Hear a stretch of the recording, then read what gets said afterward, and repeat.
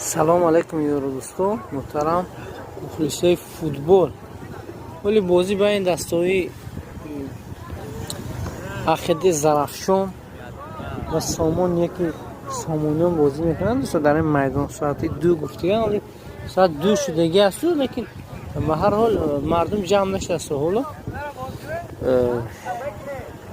مخلصای همین دستا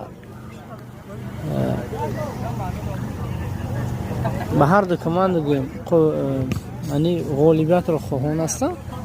کسانی که میخوان این ویدیوشون در یوتیوب بینن، اگر در مسافرت در اونجا دیگه باشن نتونن آمدن، دوستا من نوار میکنم، لیکن نوارم هم خیلی نیست مثل ساله پیشینه، چون من کار اساسی اونو پرداخته. آره خیلی مخلصا نوار میکنم، رقمی کارت میگذارم، کسی چیزی میتونه پرداخت. خدا خواهد من بگاهی ایو بازی را میگذارم در یوتیوب کانال خود.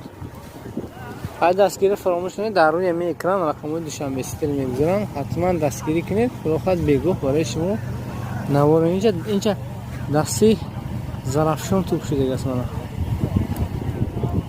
دستی زرافشان بوتون جوانو همش جوان ها کسی میشناختیشون باشد اگر دستگیری میکنید دوستو،